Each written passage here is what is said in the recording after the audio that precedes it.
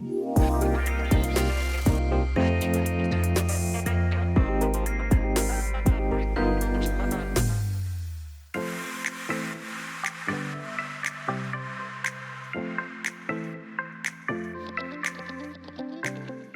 is definitely at CES 2022 this year. Unfortunately, its televisions are not here. But that doesn't mean we don't have a ton to talk about.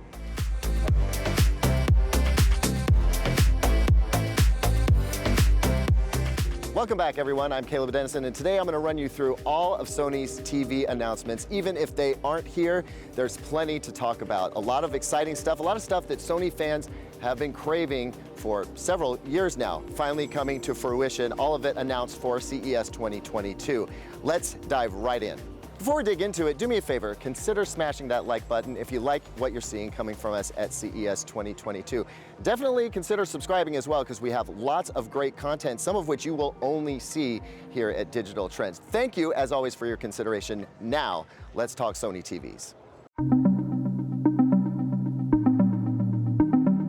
So we have to start with the Sony A95K. This is the first QD-OLED TV to be announced at the show. We know it's going to be a TV that you can buy here in the US in 2022. There are some other QD-OLED displays that have been teased around the show, but we don't know for sure that they're products. Sony is definitely going to come through with one. So what makes this TV so unique and exciting? Well, if you're not familiar with QD-OLED, basically it is a blue OLED panel, so all of the OLED cells are the blue color, nothing else, and then on top of that are layered quantum dots so that that blue color can be converted to red or green. That way you get a true RGB OLED-based display. Even though we're not seeing red and green OLEDs in there, we are seeing the quantum dots convert the color.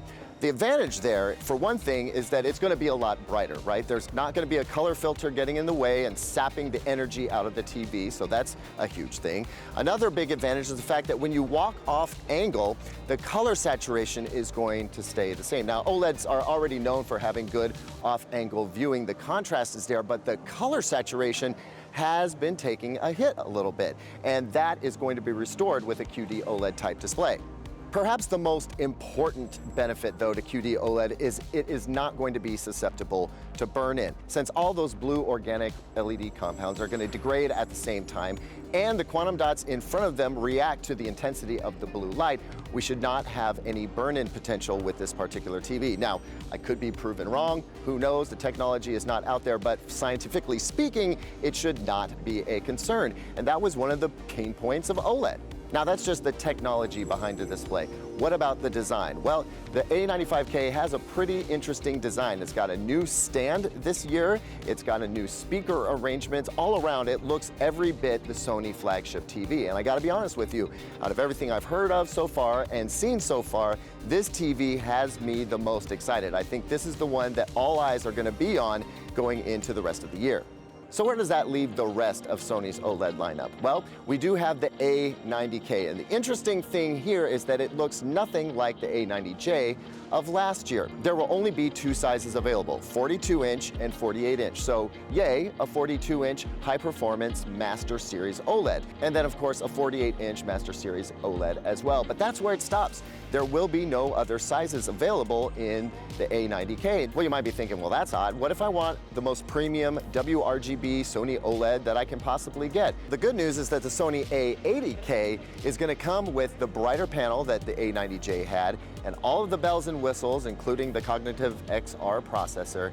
It's just not going to be a Master Series OLED. So the production tolerances won't be quite as tight and premium, but it will offer all the sizes that you want and all the bells and whistles.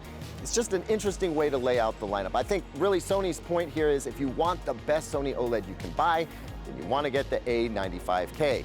You can get a Master Series A90K in 42 or 48 inches, and from there, you can get an A80K in virtually any available size you want, from 42 all the way up to 83. So that's the highlights for Sony OLED. But what about Sony's LCD-based televisions? What's new there? Well, the good news is that there's going to be a Z9K, that's an 8K display, and a Z95K, that is a 4K display. There's a lot of Ks going on there.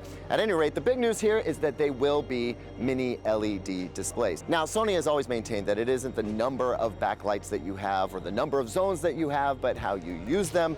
And they're not really shifting gears on that policy this year. They are adopting mini LEDs, so there will be tiny LED lights. There will be thousands of them, and they will be broken down into however many zones Sony wants to break them into, but they are bringing backlight master drive back. So if you remember the Z9G from years ago, that backlight master drive really knocked people's socks off, and they've been hearing about it ever since. Where's backlight master drive? Well, folks, it's back. Backlight master drive will be in the Z9K and the A95K, which is very exciting. So Sony's proprietary technology, which does minor miracles with backlighting, will now be controlling the mini LED system. And to go along with that, the new Bravia XR processor is getting a little bit of a boost too. So it's got some work to do. It's going to be using deep learning algorithms to separate the foreground from the background, analyze all that stuff, and then give you more of a sense of three-dimensionality. There will be more depth to the picture. Now, this is not like the bokeh effect where it's just going to blur stuff in the background and make the stuff in the foreground really pop. It's simply not going to apply as much edge correction or detail correction to stuff in the background as it is for the stuff in the foreground. And honestly, I'm kind of distilling that technology down to its most basic elements. It's much more advanced than that, but the idea being here, when you have a more powerful backlight system, you can add more detail to both the shadows and the bright areas. How you light that up and how you process all that stuff really, really matters. Sony is going to once again flex its processing to make these TVs look as good as they possibly can. Now, I know the question on everybody's mind right now is Sony going to finally step up and offer TVs with the gaming chops that are expected from a company that makes the Sony PlayStation 5 console? I'm not going to make you wait any longer. The answer is yes. We will be seeing full-on HDMI 2.1 ports in the televisions. Now, how many HDMI 2.1 ports they get kind of depends on the model. Some will have a 48 gigabit per second port, and the other one will be 40 gigabits per second. Really depends on the model, depending on OLED or the mini LED sets, but it will be there. These are made to work with the PlayStation, and actually, in many ways, will exceed the PlayStation 5's own current graphics capabilities. But whether it's variable refresh rate, 4K 120, auto low latency mode, all of that will be covered by these highest end TVs that Sony's offering, finally. Now, I'd be remiss if I didn't also talk about Sony's new Bravia Cam.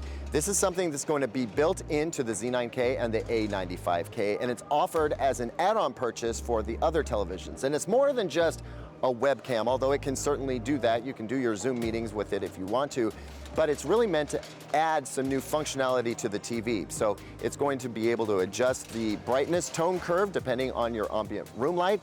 It will also actually track where you're sitting in the room. So if you're sitting off to the side, off angle, it will adjust the picture quality so that it looks better from that seating position. And for those of you with kids who like to sit too close to your TV, it will also recognize when you're sitting too close to the display and flash up a little bit of a warning message on the television. It's not going to turn the picture off or anything, but at least it lets you know, hey, maybe you should back off a little bit. Now look, there are a lot of details that I'm having to gloss over here. We'd be here all day if I were to dive into them, but we're going to dive into those things after CES, really get into the nooks and the crannies of these TVs and find out what makes them different from all the other televisions that are being offered by Sony's competitors like LG and Samsung, TCL, and Hisense. Lot to go through, but you know what? They're literally breaking this joint down right now. I have got to get out of here. So thank you for joining me, learning about all of Sony's new televisions. I'm super excited to get these things in for review, and we'll be back to talk about them more in depth very soon. Thanks as always for watching, everyone. What do you think about Sony's TV lineup this year and about CES 2022 in general so far? Let me know down in the comments. Don't forget to like and subscribe, and here's 2 other videos that I think you'll like.